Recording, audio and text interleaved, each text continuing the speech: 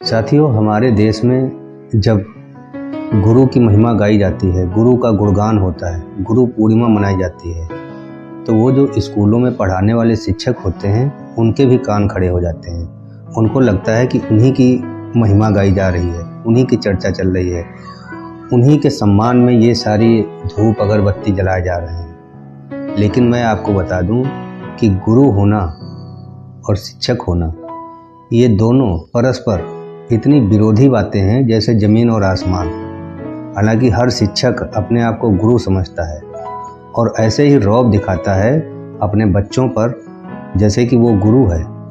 गुरु होना कोई साधारण बात नहीं है। शिक्षक होना बहुत साधारण बात है। शिक्षक हर कोई हो सकता है।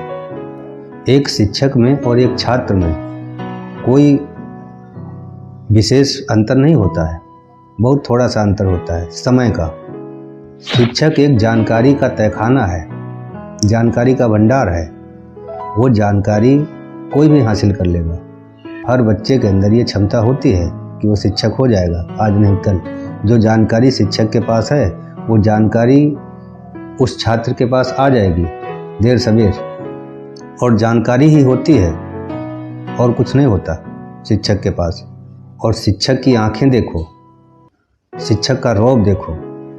हमारे शास्त्रों में शिक्षा की जो आयु है वो 14 से 21 वर्ष बताई गई है। 14 से 21 वर्ष तक बुद्धि का विकास होता है, ये काल है शिक्षा का।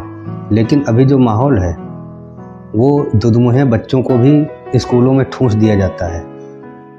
ये किस लिए? ये उनको शिक्षित करने के लिए नहीं ठूंसा जाता, ये ठूंसा जाता है शिक्षकों की बेरोजगारी के चलते। ये बच्चे उपकार करते हैं उन शिक्षकों पर। ये नन्हे मुन्ने बच्चे, जब उनको दूध पीना चाहिए, उनको अपनी माँ से, अपने भाइयों से, अपने पिता से प्रेम करना चाहिए, तब वो बैठे हैं, लदा दिए गए 10-10 किलो के झोले, जाओ पढ़ो।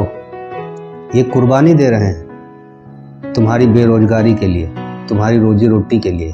तुम इनको क्या सिखाओगे? कबीर ने कहा है कि कागज मसी छुओ न हाथ। कागज कलम कभी हाथ से नहीं छुआ। और कबीर ने जो कहा, आज तक बड़े बड़े शिक्षक नहीं पढ़ पा रहे हैं। तुम क्या सिखाओगे इन बच्चों को? इसलिए धन्यवाद दो उनके माता पिता को, उन बच्चों को। उनसे तुम पैर न छुआओ, उनके पैर छुओ।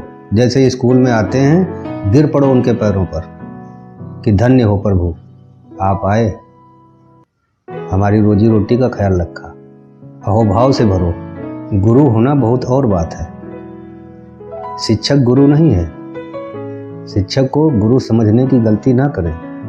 ये इतने बड़े बड़े स्कूल, ये स्कूल दावा करते हैं, इनमें दाखिला नहीं होता जल्दी से।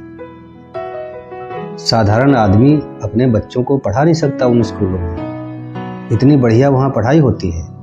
और हैरानी इस बात की, ये पढ़ाई करके बच्चे किस विभाग में जाते हैं, कहाँ जाते हैं, क्या बनते हैं, कौन से अफसर बनते हैं, कौन से अधिकारी बनते हैं, पता लगाओ जरा। किसी भी विभाग में अगर एक भी आदमी ईमानदार है तो उसकी दशा और दिशा सब सही हो जाती है। लेकिन हर विभाग भ्रष्टाचार, करप्शन भरा पड़ा है।